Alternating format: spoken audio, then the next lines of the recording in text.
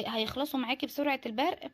الطريقة اللي جاية دي طريقة حلوة جدا وسهلة جدا واسهل من دي بكتير. دي على الاقل يمكن عملت لي اشكال شوية كبير وشوية صغير وكائنات فضائية وكل حاجة.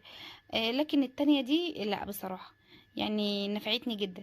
بجيب كيس عادي، كيس بلاستيك، كيس تلاجة عادي، وبحط فيه العجينة وبالمقص زي كده.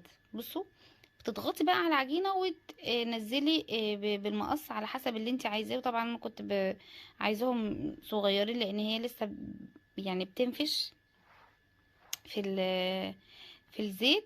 فكان الحجم دوت كويس جدا. لقيتها بصراحة الكمية بتخلص معايا بسرعة ومن غير ما بهدل ايدي ومن غير حاجة، وطلع معايا الاشكال بتاعتها حلوة جميلة واحسن بصراحة. كانت التانية متعبة شوية ان اني بعمل بقى، بصوا زي ما تطلع يعني، طلعت كبيرة طلعت صغيرة طلعت زي اشكال فضائية ليها بوزة شمال وبوزة يمين بصراحة يعني. فضائيين فضائيين يعني. ديت لا، دي حلوة خالص والله. بصوا حتى الشكل بتاعها زي زي الجاهز بالظبط. طبعا انا هنا بقلي قليتين. اسمها ايه؟ قلوتين؟ لا، هي قليتين. ايوه قليتين. يعني ديت القلية الأولى أنا بطلع الزلابية بنفس الشكل ده كده خلاص. أنا مش بسيبها عن كده، بطلعها بنفس الشكل دوت واخلص الكمية كلها. وبعدين في زيت سخن بطلع يعني بحط الكمية التانية، معلش سوري، بحط باقي الكمية. يعني ايه؟ انا كده خلاص كده هطلع. وبعدين بعد ما تبرد معايا شوية او حتى لتاني يوم، لو انت عايزة تعملها تاني يوم بتبقى احسن. في ايه بقى؟ في القرمشة، بتديكي قرمشة زي الجاهز واحسن من الجاهز كمان. بجد حرفيا بأمانة عن تجربة، انا جربت اعملها كده وخلاص. لقيتها مش زي لما بقليها مرتين، بتبقى حكاية.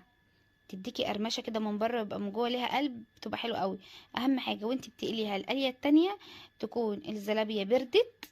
يعني بعد القليه دي، القليه الاولى، بعد القليه الاولى دي تكون الزلابيه بردت.